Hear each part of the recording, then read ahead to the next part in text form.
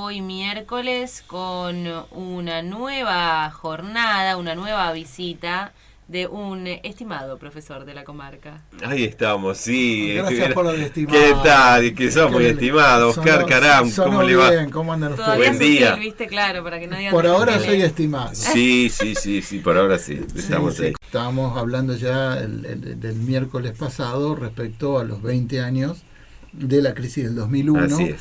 Un recuerdo que está apareciendo por distintos medios, de distintas maneras. Estábamos hablando antes fuera de aire de un documental que se está por dar, no sé si ya se dio. Hay una película que se está filmando también con actrices y actores bastante conocidos. Ahora, 2001. una ficción, digamos. No es una ficción, Como es una docu- reconstrucción. ok. Una especie de reconstrucción. Libros, de todo. Hay recordatorios por todos lados. Y creo que amerita, porque como yo les decía la semana pasada, creo que fue uno de los acontecimientos o de los procesos, digamos, más dramáticos que hemos vivido en nuestra historia reciente, hace apenas 20 años de esto, y que marcó fuertemente todo lo que vino después, ¿no? Habíamos visto la vez pasada más que nada los aspectos económicos, cómo era que se había llegado a esa descomposición de lo que parecía eternizado, ¿no? Aquello que el entonces ministro Domingo Cavallo decía que él aventuraba que la convertibilidad iba a prolongarse por lo menos 6 décadas. Wow. Remember Cavallo diciendo que la convertibilidad duraba 6 décadas. Era como Onganía cuando creyó que iba a estar décadas. De los 20 también. años, sí, Claro. pero esto era peor. Claro. ¿No? Una convertibilidad que se sostenía pura y exclusivamente gracias al endeudamiento en cadena, continuamente reendeudando porque eso era una mera ficción. La descomposición de este régimen, además, a lo que de este sistema, de este patrón de desarrollo económico, a lo que va a llevar es a una descomposición del sistema político.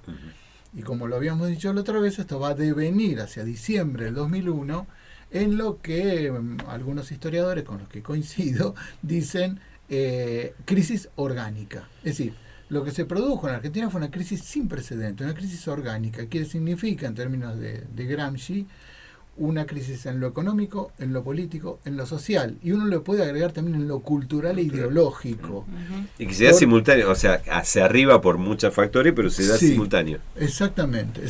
Todo el proceso de descomposición social, las rupturas de los lazos de solidaridad, la quiebra del sindicato, de los sindicatos como elementos de defensa de los trabajadores, la enorme masa de desocupados y subocupados que existían, gente que no tenía recursos para poder vivir, todo eso produce una crisis en todos los aspectos y una terrible crisis en lo que se llama el imaginario social. Sí.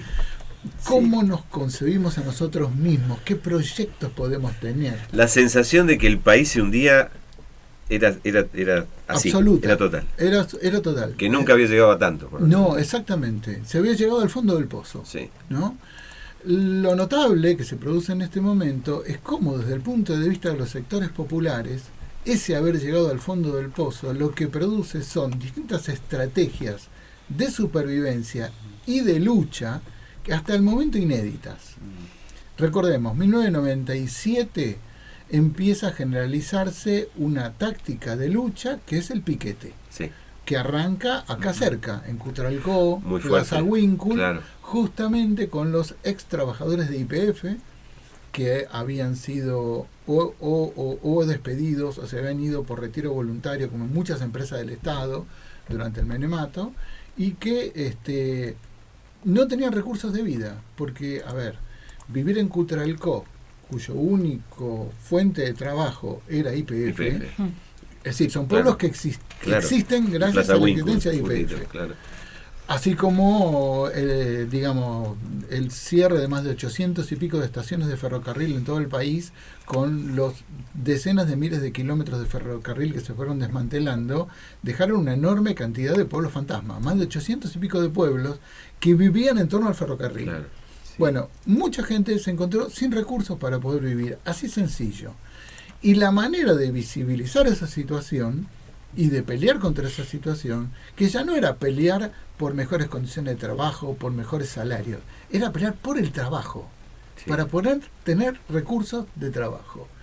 Bueno, esto lo que generó fue un movimiento piquetero, heterogéneo en distintas partes del país. Primero surgió acá en Neuquén, como decíamos, después en Salta, también en la zona de Tartagal, relacionado con YPF, claro.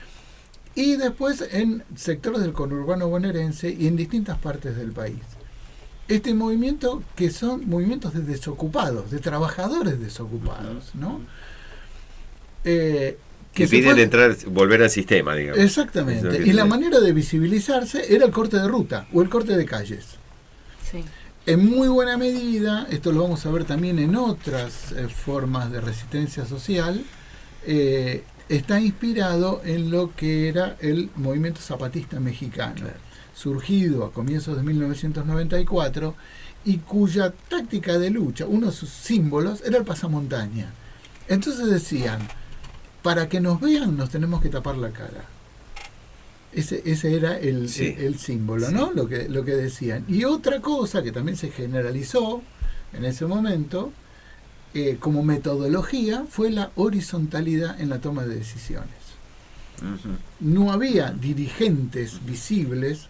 Esta crisis de representación abarcaba todos los niveles de la vida política y social. Entonces se renegaba del dirigente político, del dirigente gremial, e incluso los propios partidos de izquierda entraron en esa crisis, porque se empezó a descreer de las dirigencias, de las cabezas, en todos los aspectos.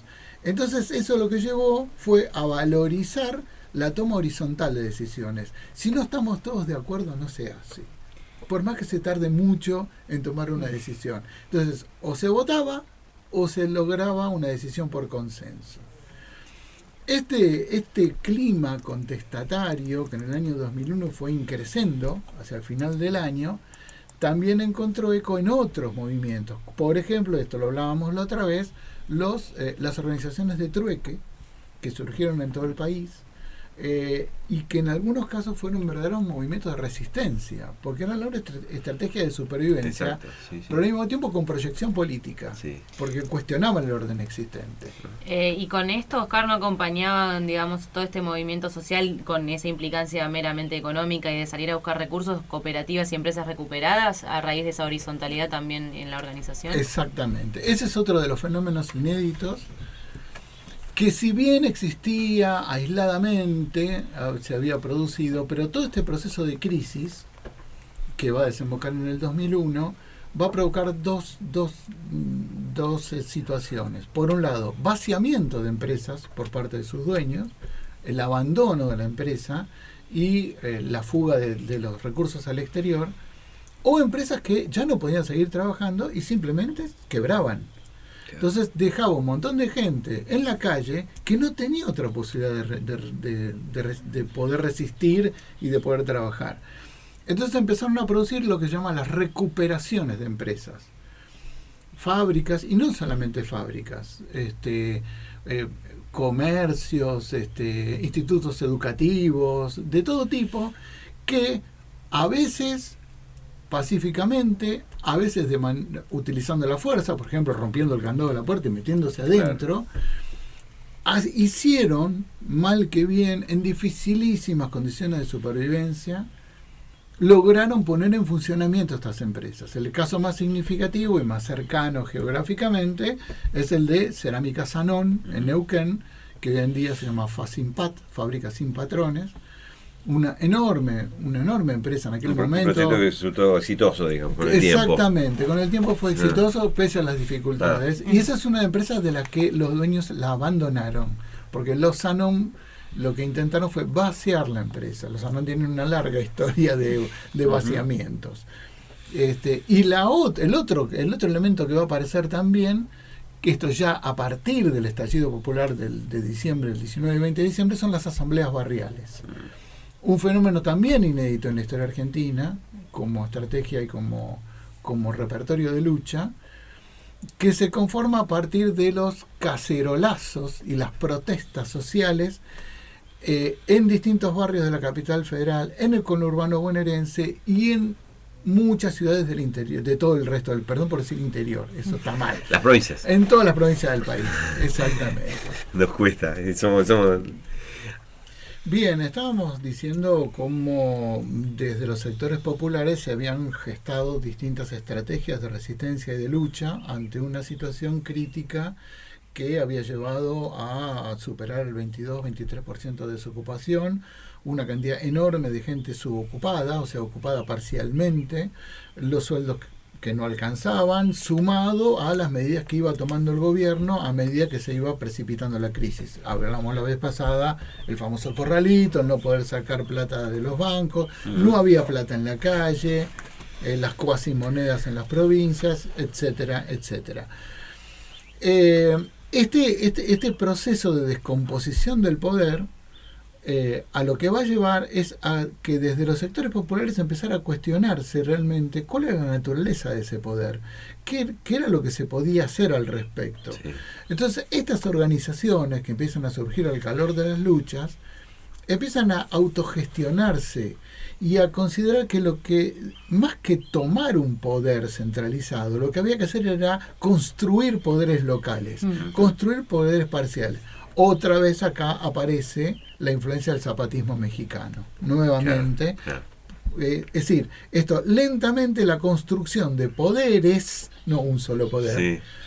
Es un largo debate, en aquel momento fue intensísimo el debate ideológico respecto a esto, y aparecieron lecturas, teóricos, gente que ya había escrito antes sobre el tema, como Michel Foucault, o algunos que escribían al mismo calor de los acontecimientos, debatiendo si lo que había que hacer era pelear por el poder centralizado o la construcción de poder, ¿no? Ahí apareció el británico John Holloway diciendo que había que cambiar el mundo sin tomar el poder. Un libro, digamos, sí. Todo un libro, ¿no? Sí. Bueno, un montón de... Muy discutido. Eso, si quieren, en otro momento podemos hablar de todo eso. Lo que me interesaba sí es ver esto, cómo se fue descomponiendo el poder político a partir, por ejemplo, de las elecciones de medio término que se producen en octubre del 2001, que es la famosa elección del voto salame, digamos, de poner una feta de salame en el sobre, una enorme cantidad de gente que o no votó, o votó en blanco, o votó cualquier cosa, además ganando la oposición, y lo que claramente se identificó como un voto castigo, pero un voto castigo no puntualmente solamente con el gobierno, sino con todo el sistema político, de cómo se estaba... Es decir, hay una percepción generalizada de que elegir a un representante no necesariamente garantiza que ese representante va a hacer lo que uno quiso que hiciera porque lo voté. Después hacía cualquier otra cosa, ¿no? Y el síntoma más claro era que todo se venía abajo, todo se derrumbaba y no se le creía a nadie. No se le creía a nadie. Claro. Recordemos, 19 de diciembre aparecen los saqueos. Primero aparecen saqueos varios días antes en provincias como Mendoza, en Corrientes, y después se generalizan en el cordón del Gran Buenos Aires. Saqueos que fueron espontáneos. Y se puede decir después también en el estudio de la historia que fueron fomentados también. De las dos cosas. Hubo de las dos cosas. O sea, la espontaneidad, digamos, al ver, digamos, que la gente desesperada por comer asaltaba supermercados para poder llevarse cosas, hasta sectores políticos, sobre todo manejados por los grandes varones del conurbano, que veían ahí la posibilidad de derrumbar al gobierno en función de un desorden generalizado. En eso estuvo la mano del amigo Duhalde, claramente. Exactamente.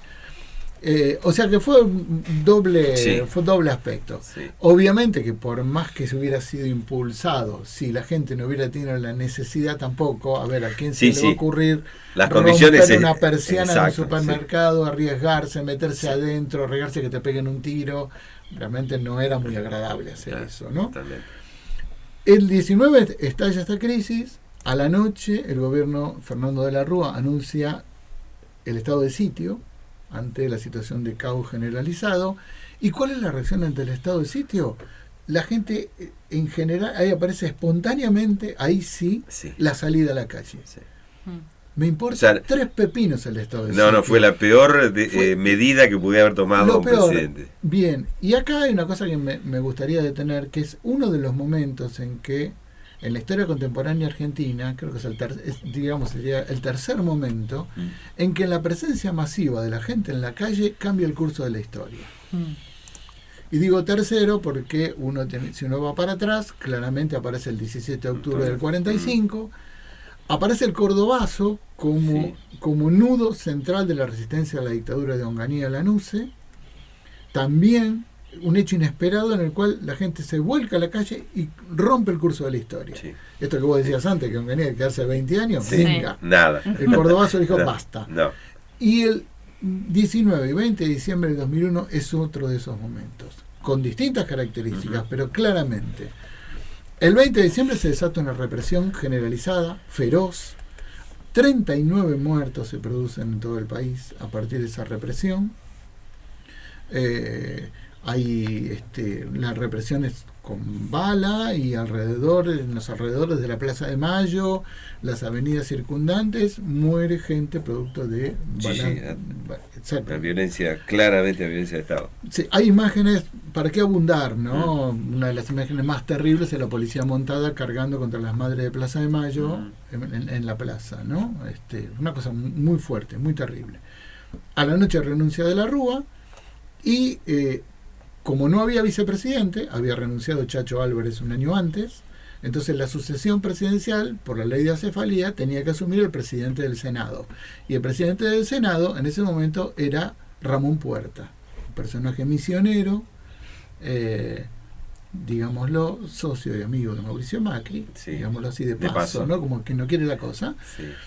Que también, como previene la Constitución, tiene que llamar a Asamblea Legislativa para nombrar un formar presidente. Gobierno, digamos. Exactamente. El 23 de diciembre... O sea, él asume el 22. Él asume el 22. No, esta es la sucesión de los 5 presidentes. Los 5 presidentes de la semana. Exactamente. Sí. El tercer presidente es Adolfo Rodríguez A., sí, el gobernador puntano, hasta ese momento, que asume el 23 de diciembre del 2001, elegido por la Asamblea. No recuerdo por qué Puerta no sigue. Porque él está obligado a llamar a Asamblea Legislativa dentro de las 48 horas. Sí. Él no puede seguir. Él podría haber sido elegido. Ah, perfecto. Pero la Asamblea Legislativa es la que tiene que decidir. Bien. Y decidió por el puntano. Exactamente. El puntano logra 169 votos a favor, 138 en contra, bastante ajustadita la cosa. Y su juramento es hasta el 5 de abril del 2002, llamando a elecciones para el 3 de marzo del 2002. Rodríguez A. dura una semana, porque la Liga de Gobernadores, los gobernadores justicialistas le dan la espalda. Se produce el 28 de diciembre otro alzamiento, otro movimiento también de características así semi-espontáneas, para decirlo de alguna manera, y finalmente desde San Luis, él convoca una reunión de gobernadores en Chapalmalal, a lo cual van nadie. Ocurren 6 gobernadores, 6 van.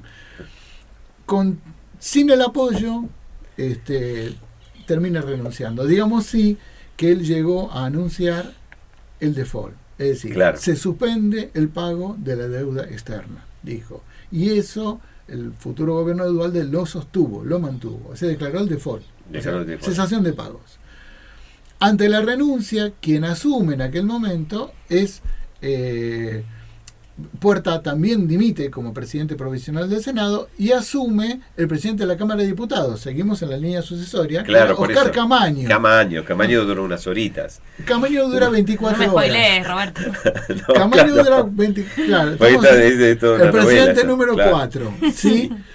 Llama a Asamblea Legislativa urgente y la Asamblea Legislativa se reúne el 1 de enero. Sí. El 1 de enero. Ese 1 de enero fue fatídico. Ese esfuerzo. Uf. Un calor. ¿Qué fue ese 1 de enero? Yo me acuerdo. 1 de enero del 2002, que ahí sí la Asamblea Legislativa nombra a un presidente provisional, que es Eduardo Duhalde, ahí sí con una mayoría importante. Lo votaron 262 legisladores, 21 en contra y 18 abstenciones. Este mandato de Duhalde duró hasta mayo del 2003, que es cuando le entrega el mando a Néstor Kirchner, que gana las elecciones en marzo de 2003 ante la defección de Carlos Menem de ir al balotaje. Esto es decir, la Argentina, el fin de año de los 5 presidentes ha quedado como una cosa con una fortísima carga simbólica, ¿no? Eso ha sido Totalmente. terrible. Totalmente. Me gustaría sí volver un poco a lo del movimiento popular como para cerrar, que previo a la crisis del 2001 también un hecho muy significativo. Del 14 al 17 de diciembre del 2001, la CTA y otras organizaciones políticas, sociales, movimientos desocupados, gente independiente, lanza lo que llamó el FRENAPO, Frente Nacional contra la Pobreza, que lanza una consulta popular para ver si la gente estaba o no de acuerdo con algo que después se implementó, que en aquel momento se llamó subsidio a jefas y jefas de hogar desocupados, que después fue la asignación universal por hijo. Claro. Digamos. Claro, sigo ahí. Era un proyecto muy bien elaborado, me consta porque en aquel momento pude meterme y profundizar en cómo estaba armado ese proyecto, con economistas, había gente muy seriamente comprometida, y la reacción ante esa consulta fue inusitada, sorprendió a propios extraños.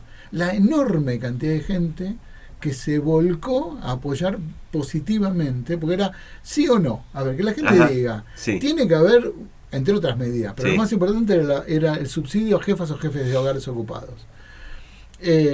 Fue notable.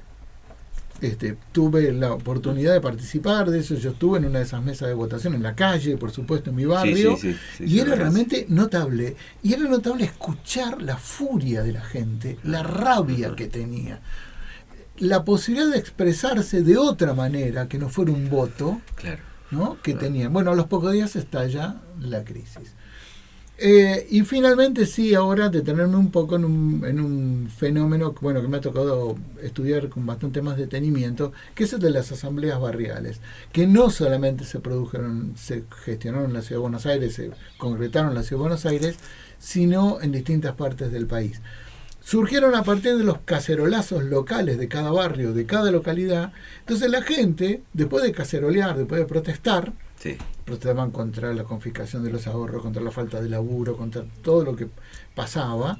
Decían, bueno, ¿y qué hacemos ahora? Entonces empezaron a discutir. Y era una cuestión de además volver a encontrarse con otra y con el otro, ¿no? Volver a poder discutir, volver a gestionar política, volver a ver que la política tenía otro significado, ¿no? Muchísima gente que estaba en el absoluto desánimo, esa actividad, ese encontrarse con la otra y con el otro para discutir un futuro posible, le volvió a dar ánimo, y volvió a dar espíritu de lucha, y volvió a generar expectativas. Se estima que hacia el año 2002 en todo el país había 272 asambleas. En la Ciudad de Buenos Aires se concentraban 112, ¿no? Oscilando la cantidad según los barrios, porque en algunos barrios había más de una asamblea, ¿no?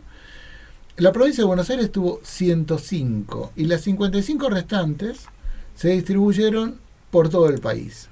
7 provincias fueron sede de estas asambleas barriales: Santa Fe, Córdoba, Entre Ríos, Río Negro, La Pampa, Neuquén y San Juan. Claro que el seguimiento de esto es muy difícil porque estas asambleas, así como surgían, por ahí desaparecían. Claro. Porque no eran entidades formales, orgánicas que podían no eran tener, institucionalizadas. Claro. Entonces había vecinos que venían, participaban, dejaban de participar, iban, venían. Tuvieron relación conflictiva con los partidos políticos, en la mayor cantidad de casos, sobre todo con los partidos políticos de izquierda, que en algunos casos intentaron manipularlas, coparlas. Por ejemplo, muy tempranamente se armó lo que se llamó la Interbarrial, en Buenos Aires, la Interbarrial de Parque Centenario, en pleno centro de la Ciudad de Buenos Aires, donde confluían mucha cantidad de asambleas, y ahí era como una especie de asamblea de las asambleas. Ajá. Y ahí se veía claramente el intento de manipulación política de algunos partidos que o bien querían conducir el movimiento de acuerdo a su propia política, o bien querían sacar gente de ahí que la notaban muy valiosa para cooptarla como para que pudieran ser militantes de sus propias organizaciones. Esto, hay que ser justo, no todos los partidos actuaron de la misma manera, pero en algunos casos lograron minar y desarticular ese movimiento que se estaba dando. Exactamente. Y Oscar, puede tener que ver también con la cercanía de estos, con todos los defectos, ¿no? Pero también personas valiosas o no, de los partidos de izquierda, pero con ese acercamiento por la misma lucha obrera y además por los otros partidos, tal vez me imagino que no se podían casi ni acercar a algunos por la crisis de representatividad que implicaba eso, ¿no? Sacale el casi. El que se vaya todo. No, sacale el casi. Claro. Tengo una anécdota personal en la asamblea de mi barrio, de la cual yo participaba. Una vez osó intentar participar de la asamblea un concejal que era socialista. Yo no te estoy hablando ni de radical, ni de peronista, claro. No, socialista. Se terminó votando si se lo dejaba o no se lo dejaba hablar. Wow. Una mujer, me acuerdo, que lo increpó y le dijo: ¿usted viene como vecino o como político? Hermosa frase. Tremendo fue eso, yo no lo podía creer. Y aunque no lo puedan creer, por estrecho margen, ganó la posición de que no hable. No me sorprende. O sea, con todo el contexto que has dado. No lo dejaron hablar. Y el tipo decía: déjeme hablar. No lo dejaron hablar. Fue realmente muy fuerte, muy impresionante. Hasta ese punto llegaba el desencanto, el desánimo y el descreimiento que esa misma clase política, o sea, pagaron justos por pecadores, claramente. La gente metió a todo el mundo en la misma bolsa y no les creemos a nadie, ¿no? Sí. Bueno, digo, como para ir cerrando, estamos a 20 años de eso que pasó. No fue hace un siglo y medio, ¿no? Y en buena medida aquello que pasó marcó lo que vino después. Uh-huh. Tengo para mí que lo que vino después, el camino acaso alternativo que encaró el gobierno de Néstor Kirchner 2 años después, tuvo mucha carga de todo esto. Es decir, esa política de ese gobierno que surge en el 2003 no hubiera sido posible, no se hubiera gestado si no hubiera pasado esto. Sí. Es decir, la imposibilidad, él vio claramente en ese momento, y quienes lo rodeaban, la imposibilidad de seguir con más de lo mismo. Las políticas neoliberales habían encontrado su límite. Claro. Entonces, a partir de todo esto, a partir de toda esta movida popular general, a partir de esa terrible crisis, había que encarar otro camino alternativo. Entonces, en buena medida, lo que aparece después tiene su fondo. No es que todo esto se perdió, no esto que no quedó en saco roto, sino que lo que generó fue la necesidad en todos los ámbitos de generar alternativas diferentes. Muy bien. Gracias, Oscar. Gracias a ustedes. Gracias. Hoy estamos diciendo que, primero, bueno, agradeciéndote mucho toda esta participación de todo este tiempo. Hoy era el último encuentro del año. Sí. Así que nos vamos a volver a encontrar. Queremos. Seguramente. Después del verano, vamos ahí. Seguramente. Cómo lo establecemos. Y así que nuevamente muchas gracias. Bien, el agradecido soy yo. Me he sentido siempre muy cómodo acá con ustedes. Así que, bueno, sí, seguramente volveremos. Bueno, Oscar Caram en Ventana Andina.